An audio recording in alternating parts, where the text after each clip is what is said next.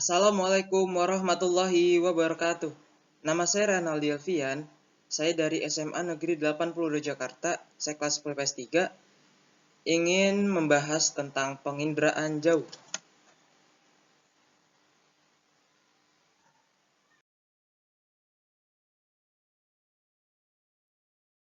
Pengertian dan prinsip penginderaan jauh. Pengertian sebagai ilmu dalam mengumpulkan informasi suatu objek tanpa menyentuh atau berkontak fisik langsung dengan objek tersebut. Secara umum, penginderaan jauh berkaitan dengan pengolahan citra dalam mengetahui atau mengamati suatu fenomena di muka bumi. Prinsip dasar dari penginderaan jauh adalah adanya rekaman interaksi antara gelombang elektronik dan objek di muka bumi yang tertangkap oleh sensor penangkap gelombang. Penangkap gelombang ini dapat berupa satelit, pesawat, atau pesawat tanpa awak.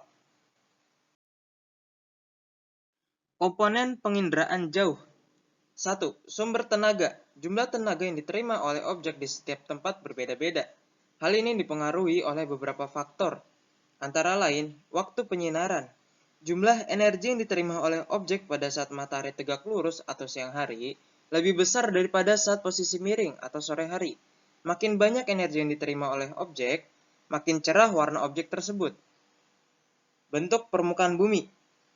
Permukaan bumi yang bertopografi halus dan memiliki warna cerah pada permukaannya lebih banyak memantulkan sinar matahari daripada permukaan yang bertopografi kasar dan berwarna gelap, sehingga daerah bertopografi halus dan cerah terlihat lebih terang dan jelas. Keadaan cuaca. Kondisi cuaca pada saat pemotretan mempengaruhi kemampuan sumber tenaga dalam memancarkan dan memantulkan. Misalnya, kondisi udara yang berkabut menyebabkan hasil inderaja menjadi tidak begitu jelas atau bahkan tidak terlihat.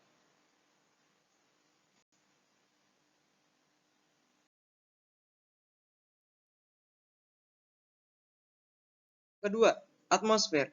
Lapisan udara terdiri atas berbagai gas, seperti O2, C2, nitrogen, hidrogen, dan helium.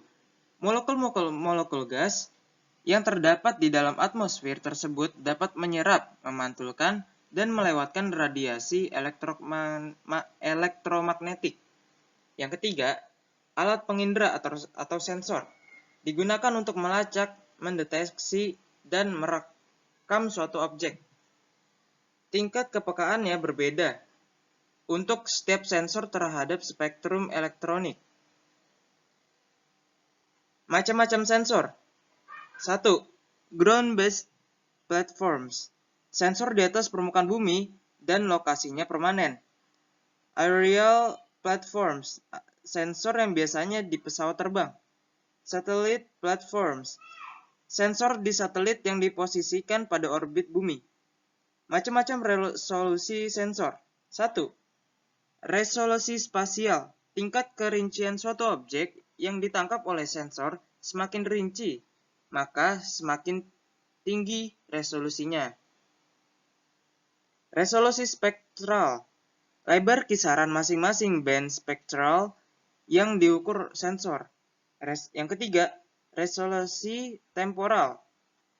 Interval waktu antar dua pengukuran yang berurutan. 4. Perolehan data. Ada dua jenis data yang diperoleh dari inderaja. Yang satu, data manual didapatkan melalui interpretasi citra. Guna melakukan interpretasi citra secara manual diperlukan alat bantu stereoskop. Stereoskop dapat digunakan untuk melihat objek dalam bentuk 3 dimensi. Yang kedua, ada data numerik atau digital. Diperoleh melalui penggunaan perangkat lunak khusus penginderaan jauh yang diterapkan pada komputer. Selanjutnya, yang kelima, ada penggunaan data.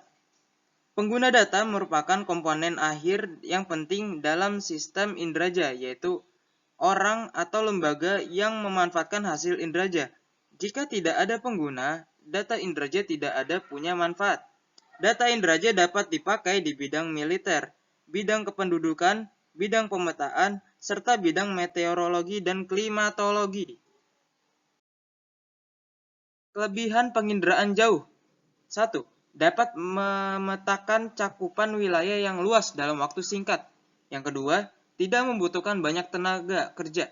Yang ketiga, cangkupan wilayah yang sulit dijangkau tetap dapat diidentifikasi. Yang keempat, peta yang dihasilkan bersifat 3 dimensi. Yang kelima, dapat menghasilkan visual fenomena di muka bumi dengan periode waktu. 6. Biaya lebih murah. Kelemahan penginderaan 1. Terkadang untuk pemetaan yang detail, akurasinya tidak selalu baik karena bergantung pada resolusi citra yang digunakan. Yang kedua, memerlukan tenaga ahli yang mumpuni. Sistem penginderaan jauh. Yang satu, ada target membutuhkan adanya sumber energi yang memancarkan gelombang elektromagnetik. Yang kedua, hasil interaksi antara target dan sumber energi adalah informasi yang kemudian diteruskan ke sensor.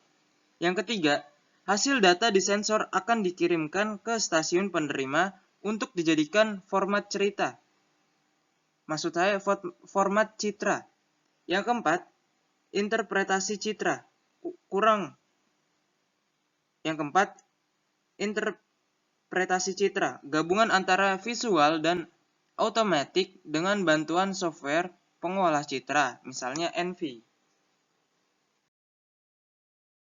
Terima kasih.